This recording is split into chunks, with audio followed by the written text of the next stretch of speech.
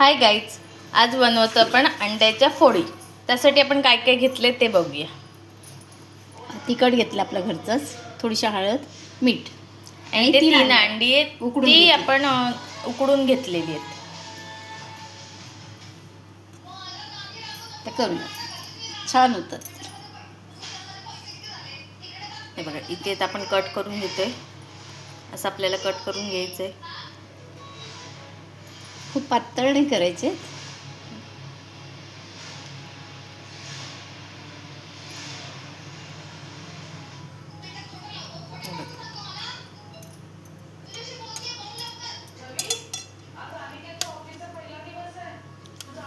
एकदम पातळ असं कट नाही करायचं आपल्याला.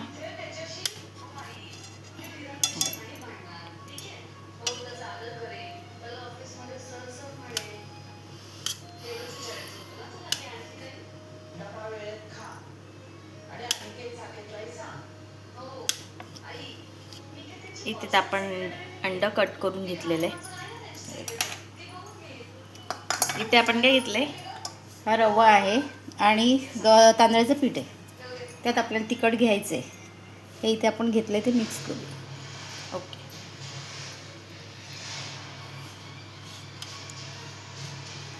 ते अंड्याला चांगलं लागलं पाहिजे ना. मी थोडं पाणी घेते ह्याच्यात.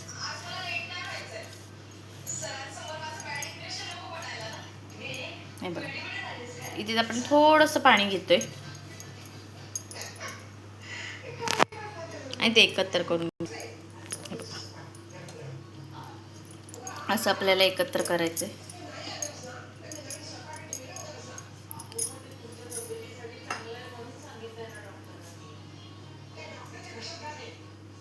आता आपण अंड्याला ते लावून घेऊया.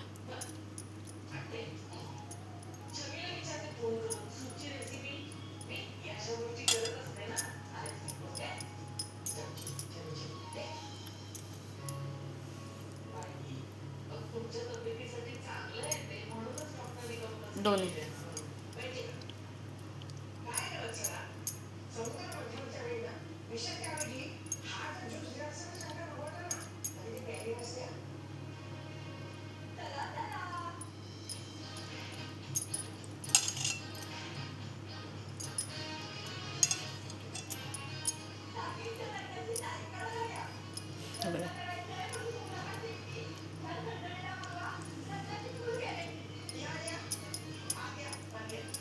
हे बघा.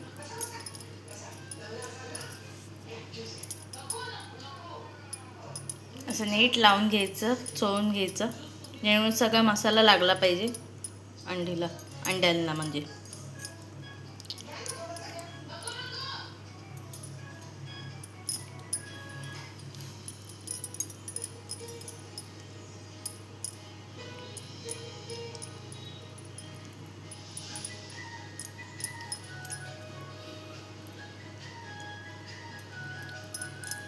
एवढंच बघून तोंडाला पाणी सुटले.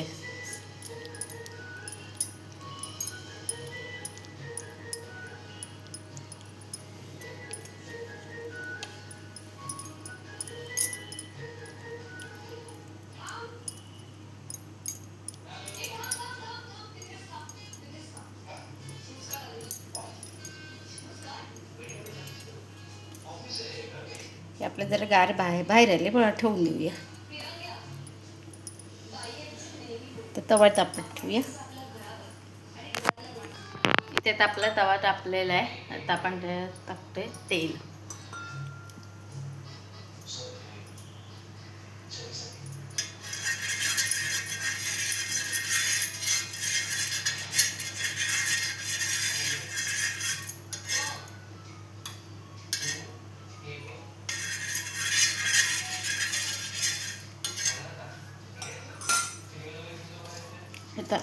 तिखट घालून घेतलंय. पिठात थोडंसं तिखट घातलेलं आहे.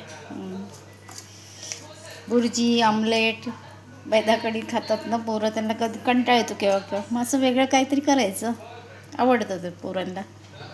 आता आपण त्याला लावून घेतोय मस्त इथं चोळून. आणि आता ह्याच्यात आपण फ्राय करायला टाकूया.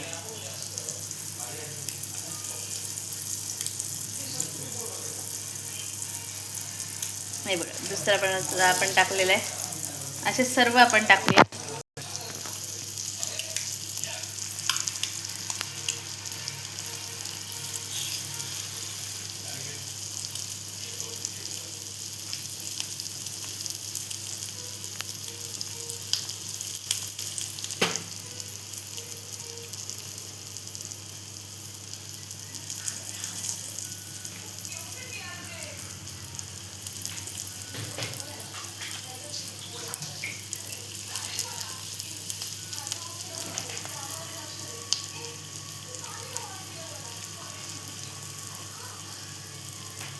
मध्ये बसले एवढंच टाकतो.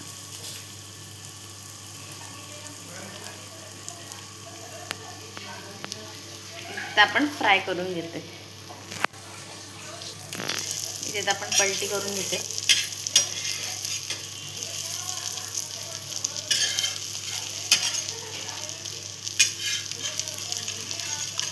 गॅस आपला एकदम कमी आहे.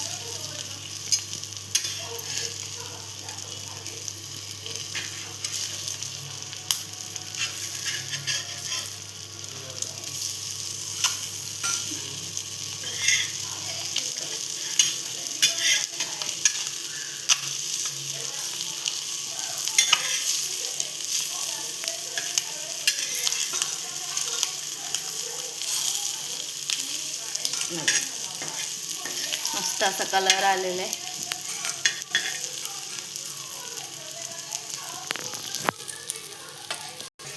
हे बघा मस्त असा वास सुटलेला आहे आणि कलर पण मस्त आलाय. छोट्या छोट्या मच्छीचे तुकडे कसे दिसतात तसे दिसत आहेत ते आता. काय रोज रोज जेवायला काय करायचं असं असतं.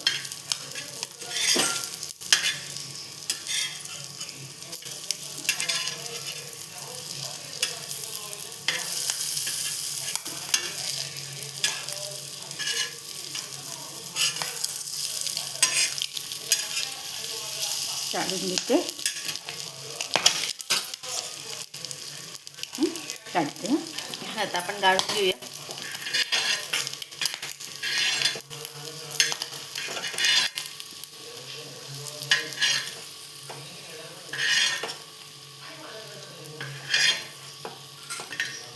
तवा तापून नको जायला ना, गॅस बंद केलाय. बाकीचे पण टाकते आता त्यात. हे बघा हे डब्बा आपला तुपाचा इथे काढलेलं आहे.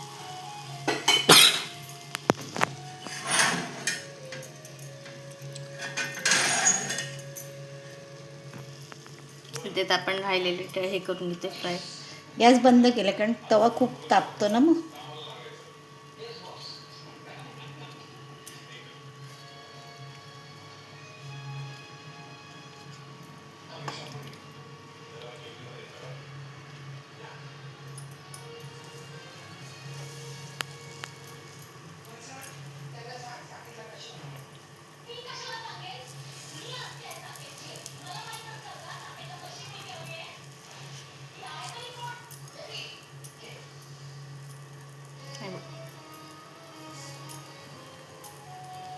ह्यांना पण आता आपण फ्राय करून घेऊया.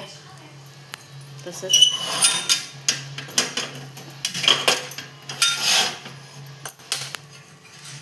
थोडंसं तेल टाकूया.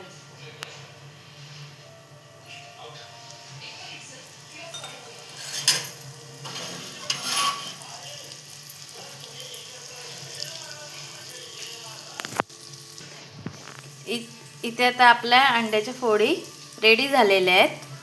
बाकीच्या इथे ठेवले तो. बाकीच्या पण होत आहेत आपल्या साईडला. तर ही रेसिपी कशी वाटली कमेंट करून सांगा. लाईक करा, शेअर करा आणि सबस्क्राईब करायला विसरू नका. तसं आम्हाला आवडतं. एकदा तुम्ही पण नक्की ट्राय करा, तुम्हाला पण नक्की आवडेल ही रेसिपी. थँक्यू.